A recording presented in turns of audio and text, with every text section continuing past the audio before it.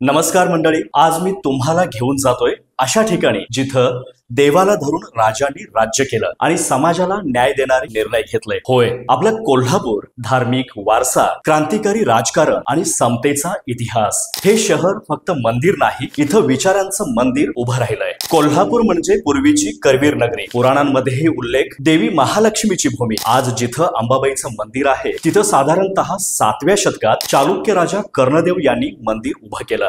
काय दिव्यता आहे त्या ठिकाणी। आपण म्हणतो ना, जिथं देवीचं वास्तव्य तिथं समृद्धी ओघानेच येते। तसंच इथंही झालं। सोबत आजूबाजूच्या नवदुर्गा, ज्योतिबा देवस्थान, अनेक पुरातन देवस्थानं। 1659 साली कोल्हापूरच्या आसपासचं मैदान शिवाजी महाराजांनी आदिलशहाच्या हजारोंच्या सैन्यांना पिटाळून लावलं। ही लढाई म्हणजे एक झणझणीत उत्तर होतं, आमच्या सोबत सह्याद्री लढतो आणि जिंकतोही। हीच लढाई पुढे मराठा साम्राज्याचा पाया ठरली। यानंतर ब्रिटिश काळामध्ये दुसरी क्रांती आली, ती छत्रपती शाहू महाराजांच्या काळात। राजवाड्यातील राजा असला तरी गावातल्या शेवटच्या माणसासोबत असणारा राजा, अशी राजर्षींची ख्याती। 1902 साली जगात पहिल्यांदाच मागासवर्गीयांसाठी 50% आरक्षण जाहीर, विधवा विवाहाला मान्यता, अस्पृश्यतेला थारा नाही, देवदासी प्रथा बंद, शाळा, शिक्षण, हॉस्टेल्स अशा शेकडो समाज सुधारणा। कोल्हापूर म्हणजे फक्त राजधानी नाही, ती विचारांची आणि इतिहास घडवणाऱ्यांची पंढरी बनली। आज कोल्हापुरात न्यू पॅलेस आहे, शिवाजी विद्यापीठ आहे, कुस्तीची मैदान आहे, कोल्हापुरी चप्पल,